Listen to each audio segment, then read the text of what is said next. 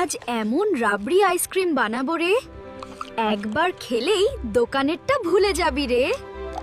প্রথমে দুধ নে রে, চিনি নে রে, কাজু কিশমিশ সব রেডি রাখ রে।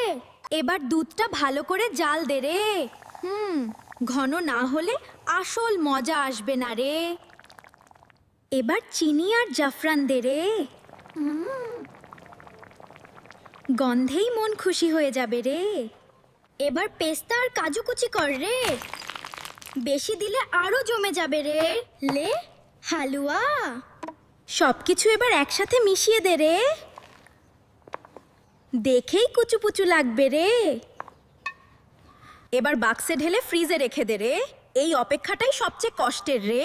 ওমা, ফ্রিজের সুইচটাই দেখছি বন্ধ। দাঁড়াও, চালু করি। ফ্রিজ খুলে বারবার দেখিস না রে, না হলে তোর হাত ভেঙে দেব। তাড়াতাড়ি করলে জমবে না রে। দেখ রে, কি সুন্দর জমে গেছে রে। চামচের দরকার নাই, হাতে করে খাবো ফা। একবার খেতে শুরু করলে রে, পুরো বাটি শেষ না করে উঠতে পারবি না রে। তোরা কি দেখছিস? তোদের দেব না, নিজে বানিয়ে খা।